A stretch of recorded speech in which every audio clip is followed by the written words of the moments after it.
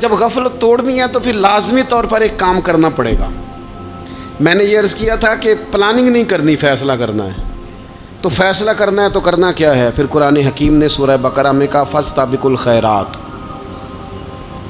یعنی تم نیکیوں کی طرف دوڑو، جلدی جلدی نیکیاں کرو، فٹافٹ، دیر نہ کرو۔ فٹافٹ سے مراد یہ نہیں کہ نیکی جلدی جلدی کر جاؤ، یعنی ٹال مٹول نہ کرو خیر کے کام میں، کل کریں گے، پرسوں کریں گے، عمرہ کر رہے ہیں پھر نیکی ہیں، حج کر رہے ہیں پھر نیکی ہیں، بچے بیال ہوں پھر میں نیک ہوں، یہ تھوڑا سا یہ کام ٹال مٹ۔ فاستبقوا الخیرات، نیکیوں کی طرف دوڑو، جلدی کرو، بھاگو۔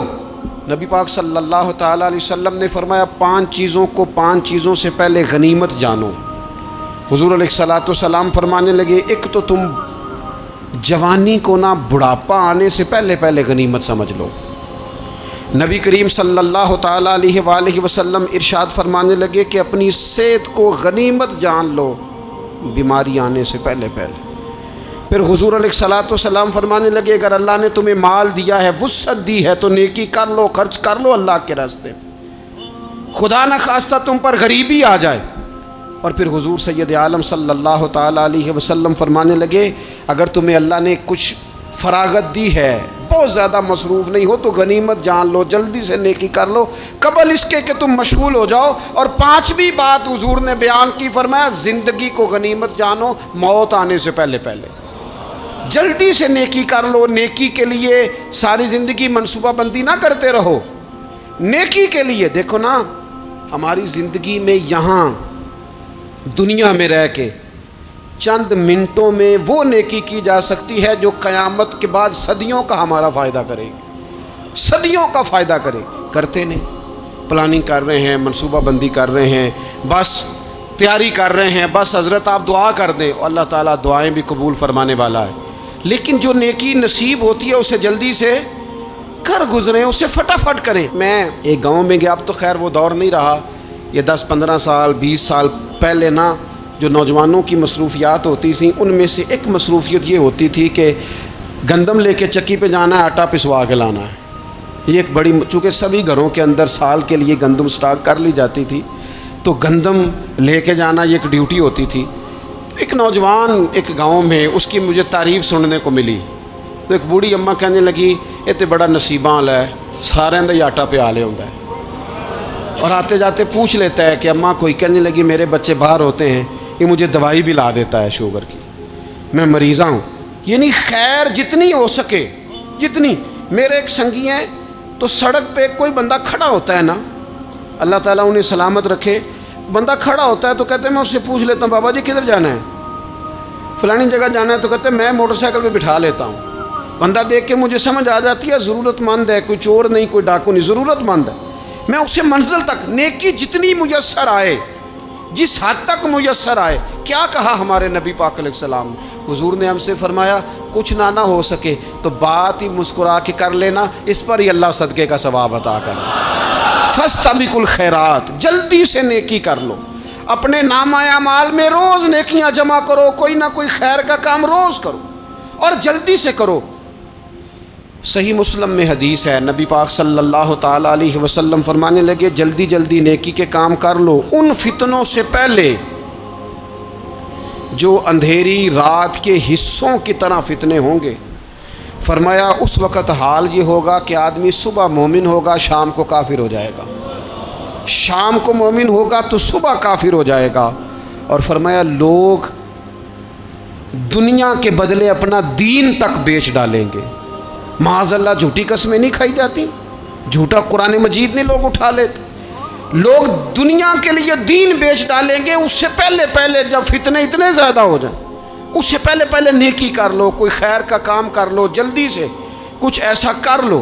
حضرت عقبہ بن حارث رضی اللہ تعالیٰ عنہ فرماتے ہیں یہ دیکھیں ہمارے نبی پاک علیہ السلام کی سیرت کیا ہے، حضور کا اسوہ کیا ہے، نبی پاک علیہ السلام ہماری تربیت کس طرح کرتے ہیں۔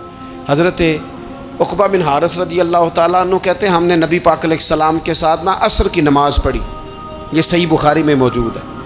فرماتے حضور سلام پھیرتے ہی فوراً اٹھ کے گھر تشریف لے گئے۔ یہ ہمارے لیے انوکھی بات تھی، غیر متوقع تھی، پہلے کبھی ایسا ہوا نہیں۔ سلام پھیرا نماز کا، حضور جلدی سے تشریف لے گئے۔ اب ہم حیران تھے اور حیرت انگیز طور پر حیران تھے کہ کریم اتنی جلدی تشریف لے گئے۔ تھوڑی دیر ہوئی حضور واپس آ گئے تو محبوب پاک علیہ السلام فرمانے لگے گھر میں نا ایک چھوٹی سی ڈلی، ایک چھوٹا سا ٹکڑا سونے کا پڑا تھا، مال آیا تھا سارا صدقہ کر دیا، وہ تھوڑا سا پڑا تھا، اچانک مجھے یاد آیا وہ تو پڑا رہ گیا۔ تو حضور فرمانے لگے میں نے کہا کہیں ایسا نہ ہو جائے کہ ساری رات گزر جائے اور میرے گھر میں پڑا ہی رہ جائے، میں جلدی سے جا کے اسے خیرات کر دوں۔ میں نے خیرات کیا پھر میں واپس آ گیا ہوں، جلدی سے نیکی، جلدی سے نیکی کر لی جائے۔ ہم بڑا انتظار کر رہے ہیں، بڑا لمبا ہمارا پروگرام ہے، ہمارے پاس ٹائم ہی بڑا ہے، کسی نے کان میں کہہ دیا ہے تیرے پاس بڑا وقت ہے، ابھی تو بڑی عمر پڑی ہے، ابھی تو جناب اور میرے بھائی یہ لوگوں کے کہنے کی باتیں ہیں، پھر پتہ ہی نہیں چلتا حالات کس طرح کے ہو جاتے ہیں اور کیا معاملات انسان کے ساتھ درپیش ہوتے ہیں۔ جتنی خیر میسر آئے، جتنا بھلا میسر آئے، جتنی انسان کو توفیق ملے۔ جابر ابن عبداللہ انصاری رضی اللہ تعالیٰ عنہ بیان کرتے ہیں، یہ بھی بخاری میں موجود ہے، کہتے ہیں ایک صحابی نا نبی پاک علیہ السلام کی بارگاہ میں حاضر ہوئے غزوہ احد کے موقع پر، اور حال ان کا یہ تھا کہ وہ کھجور کھا رہے تھے اور کھجور انہوں نے منہ میں رکھی ہوئی تھی۔ حضور کی بارگاہ میں حاضر ہوئے اور عرض کرنے لگے یا رسول اللہ صلی اللہ تعالیٰ علیہ وسلم اگر میں شہید کر دیا جاؤں تو کہاں جاؤں گا؟ حضور فرمانے لگے جنت میں۔ تو کہتے ہیں انہوں نے جو کھجور منہ کے اندر تھی نا وہ انہوں نے نگلی نہیں، اندر نہیں لے گئے، اس کو باہر نکالا اور دوڑ کے آگے بڑھے اور جنگ کرنی شروع کر دی اور لڑتے لڑتے شہید ہو گئے۔ کیا سبق دیا انہوں نے؟ سبق یہ دیا کہ نیکی کرنے میں اتنی دیر بھی نہیں کرنی جتنی کھجور کھانے میں دیر لگتی ہے۔ جلدی سے نیکی کرنی ہے، فٹافٹ نیکی کرنی، اس کے اندر ٹال مٹول نہیں کرنا۔ اسی وقت انہوں نے کھجور باہر نکال دی، دوڑ کے انہوں نے حضرت انس بن نضر رضی اللہ تعالیٰ عنہ، حضرت انس بن مالک رضی اللہ تعالیٰ عنہ کے چچا ہیں، میدان احد میں نا احد پہاڑ کے قریب کھڑے تھے، لوگوں سے کہہ رہے تھے جلدی جلدی ادھر آؤ، وہ جنت جو انسان کو انتقال کے بعد نصیب ہوگی اور قیامت کے بعد نصیب ہوگی، فرماتے تھے مجھے تو ابھی احد پہاڑ کے اندر سے جنت کی خوشبو آ بھی رہی ہے، لہذا جلدی سے آؤ، ادھر دوڑو، جہاد کرو، آؤ کفار سے لڑیں۔